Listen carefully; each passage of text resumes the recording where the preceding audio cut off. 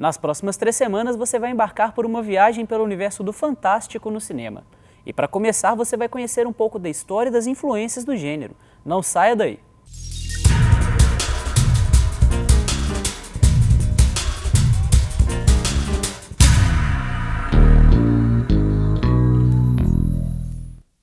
Uma das grandes vantagens do cinema é a possibilidade de criar uma realidade diferente da que vivemos.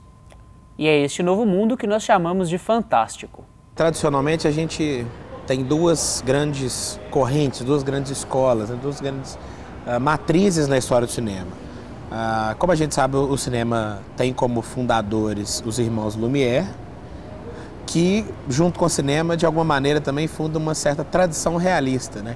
Que é um cinema que tem um vínculo mais direto com a realidade, com o mundo tal qual ele se apresenta, que não modifica demais essa realidade que está sendo filmada, que está em tela.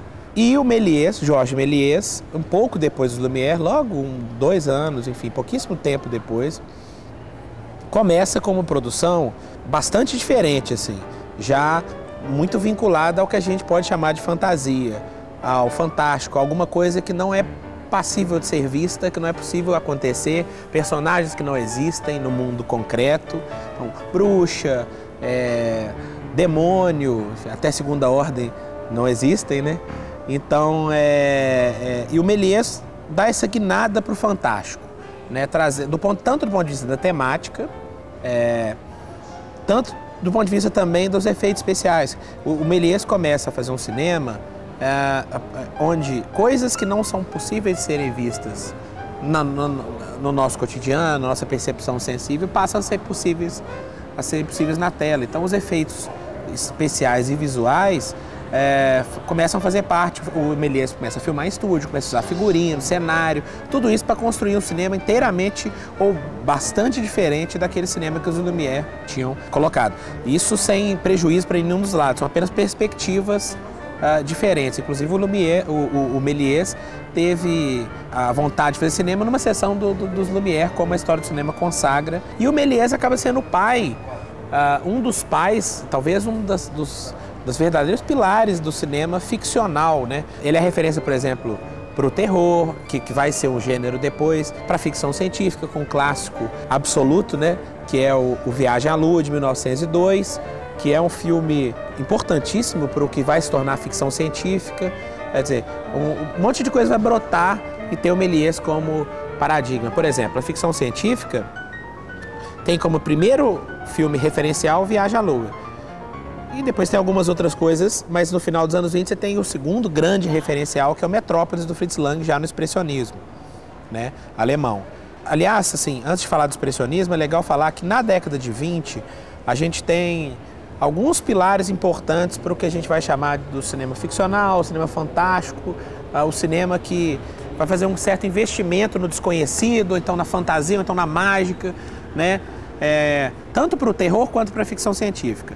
Para o terror, a gente tem o expressionismo alemão num momento importante. O expressionismo é uma arte que não está preocupada com a reprodução da realidade, a reprodução fiel da realidade. O mundo, as coisas, elas são matéria-prima para se falar do estado interior de quem está fazendo a arte. Então, se aquele artista está conturbado, está pessimista, está com dúvidas, como era, inclusive, o espírito dali do final da década de 10 e na década de 20, um espírito pessimista, né?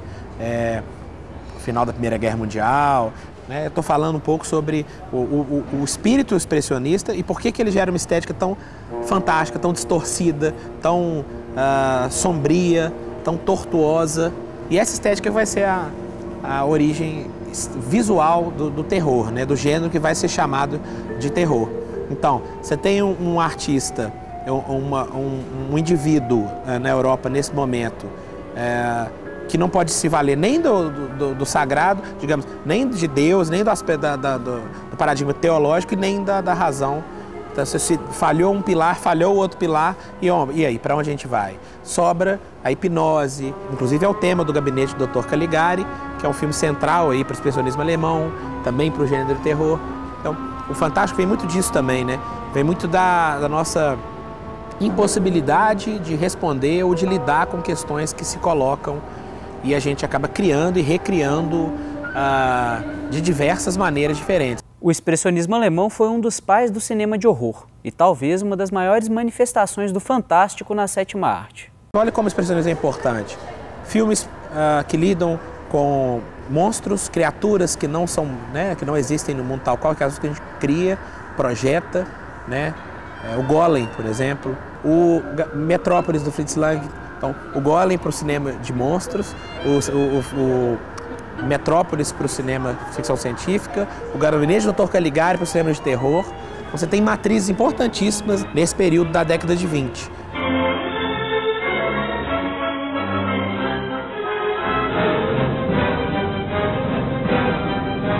Outro período importante vem logo em seguida, que é a década de 30, sobretudo para o gênero terror, né? O Hollywood, que está começando com o que a gente vai chamar de Era de Ouro, né? Que vai ser seu auge do ponto de vista comercial, tem um estúdio que é o Estúdio Universal, começa a se especializar no gênero recém-nascido ali, que é o terror. Que aí aparece o Drácula, o Lobisomem, o Homem Invisível, Freaks, enfim, vários filmes importantes ali da década de 30, que vão ser para os primeiros filmes de séries, né? Frankenstein, a Noiva de Frankenstein, são filmes que vão ser refilmados a vida inteira. O Médico e o Monstro mais para frente. E tem, nesse período de 30, 40 ali, as primeiras versões, as versões mais famosas, o Expressionista e o Nosferatu em 22. E o cinema americano refilma chamando Drácula em 31, por aí. E o expressionismo fez chamado Nosferatu porque não pagou os direitos do livro. O cinema hollywoodiano, sim, aí fez a versão americana. As duas versões clássicas famosas são essas, né? A do Murnau de 22 e a do Todd Brown em 31, por aí, que é a do Drácula. Come here. Então a década de 30 tem papel muito importante aí no gênero terror, por exemplo, assim como a década de 20 teve. E por aí vai na história do cinema. Quer dizer, se a gente for fazer um inventário disso na história do cinema, nós vamos longe, se tornam filões importantes, a ficção científica vai ganhar diversos outros exemplares durante a história. E esse, do ponto de vista comercial, se a gente pensar nas duas matrizes básicas, né? Uma mais ligada à realidade, digamos, podemos pensar grosso modo, mais ligada ao documentário. O André Bazin foi um dos grandes teóricos desses que a gente chama de realismo.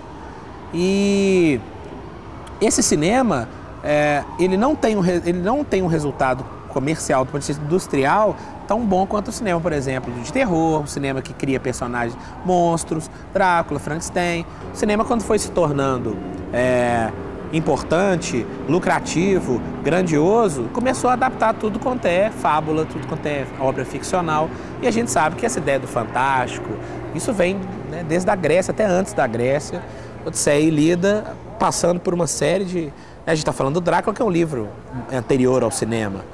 Então, o cinema começa a filmar as coisas, e filmar todas as fábulas famosas, todas as histórias infantis, todas... E aí a gente tem praticamente todas as fábulas consagradas, todas as histórias que lidam com o fantástico, famosas na história da literatura, tem versões cinematográficas, né, durante todo o século XX, e continua assim.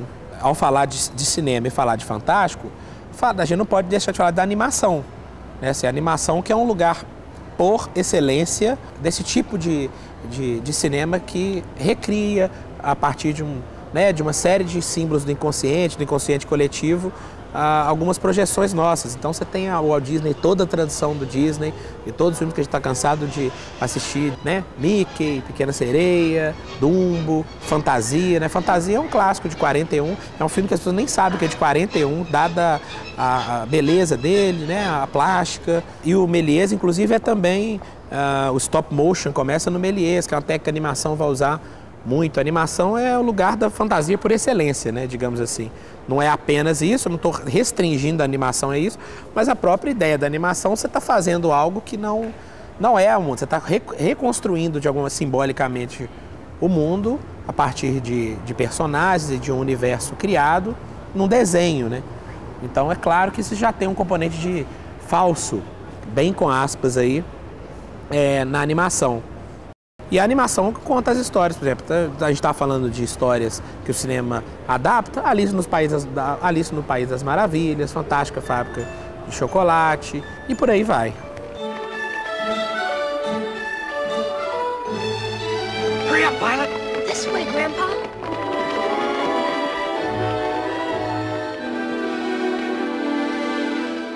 Nos anos 60 e 70, o cinema realista ficou marcado por filmes como Easy Rider e O Poderoso Chefão. Mas dos anos 80 para cá, o Fantástico tem batido recordes de bilheteria, com filmes como E.T., Jurassic Park e Homem-Aranha.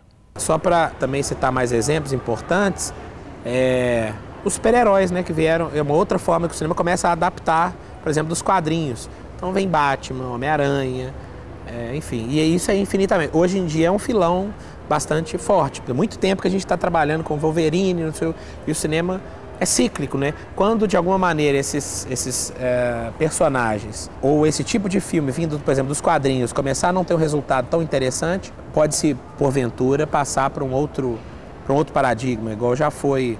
A gente tinha o cinema da catástrofe dos anos 90, era um filme sobre o tufão, sobre o vulcão. E nos anos 80, você tem um retorno com muita força no cinema industrial. E aí, se você for lembrar os filmes importantes dos anos 80, no cinema americano, você tem E.T., Contatos Imediatos Terceiro Grau, Indiana Jones, né? Filmes que apostam muito fortemente no fantástico como lugar para encontrar o grande público, para falar de temas universais, enfim.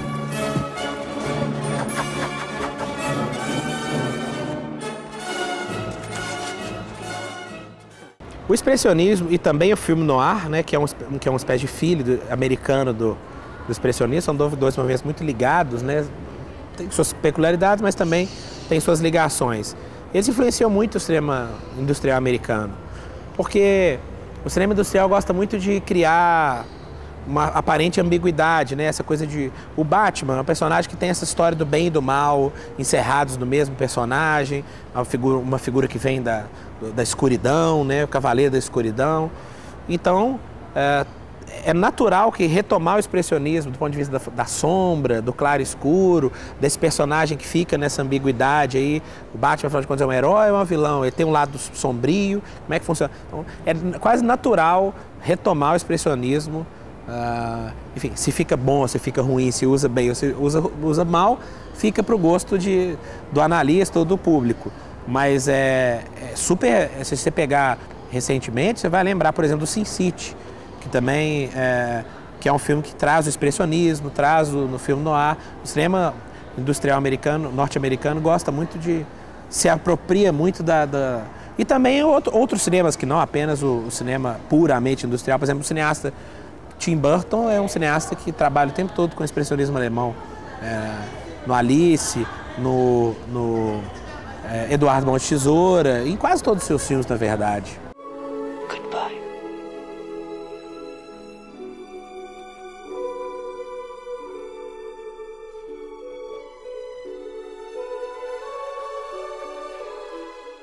Esse foi o nosso primeiro programa sobre o Fantástico no cinema. Na próxima semana vamos falar um pouco sobre filmes de horror. E se você quiser contribuir com alguma crítica ou sugestão, é só curtir a nossa página no Facebook. Até a próxima!